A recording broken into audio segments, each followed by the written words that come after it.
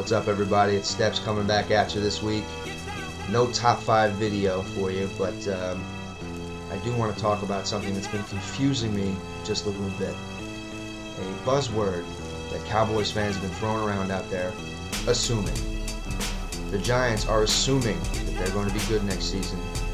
Giants fans are assuming the Giants are going to be good next season, and assuming that Dallas is going to suck. Well, I call it predicting, first of all. And let me ask you, at this stage, what else is there to do? Nobody's playing any games. Some teams haven't even started training camp yet. What else is there to do but predict? And you want to talk about assuming. You know, oh, the Giants fans, they forget how terribly they finished last year. They're ignoring that you lost Plaxico, you lost Toomer, you lost Derek Ward. You're assuming your team's going to be good. Stop assuming. What's the bigger assumption? Tell me that. What's the bigger assumption? 12-14, they won the NFC East, had the best record in the conference, went to the divisional round of the playoffs, is going to continue their success again this year. They made the playoffs 4 straight years, and they did win a Super Bowl. Or that the 9-7 Dallas Cowboys, who had a playoff berth in their reach and choked it away on national TV with a complete swamping, I don't even know if that's a word, complete annihilation at the hands of the Eagles, is going to somehow turn things around despite losing arguably their biggest offensive weapon.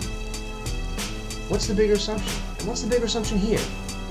That the leading receiver on the Giants last season and another receiver who's developed so quickly and made so much progress that they started as a punt returner less than 2 years ago, and now they're a starting quality receiver in Dominic Hickson, that those two guys can lead an effective passing attack? Or that Roy Williams can break out of his underachieving shell and fill in for T.O., a Hall of Fame receiver? What's the bigger assumption? Oh yeah, Roy Williams looks really great in camp against Orlando Scandrick. Wait, who's that again? Oh yeah, it's the guy that stood there with his hands in his pants while he watched Derek Ward walk into the end zone in the first Dallas Giants game last season. Yeah, really good measuring stick. Another one, what's the bigger assumption here? That Bill Sheridan can carry on a Super Bowl winning quality defense with the additions of some incredible free agents and the return of a prolific pass rusher in Osi Umenyiora? Or that Jason Garrett can somehow figure out how to call a running game, how to call an offensive scheme that utilizes one of the most prolific and dangerous trios of running backs in the NFL? What's the bigger assumption? I'm sick of hearing this buzzword. I could go on and on. I'll assume you get what I'm talking about. Alright, anyway, I wanted to put that on the table. No top 5 video, like I said, but there is a top 5 article on the blog.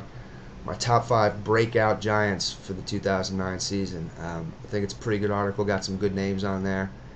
Definitely check it out, and I think I might be onto something with a nickname that I came up with for my top Giants breakout star. So check that out, links on the side.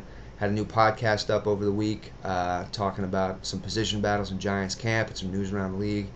That link's also up on the side. Subscribe to the blog, subscribe to the channel.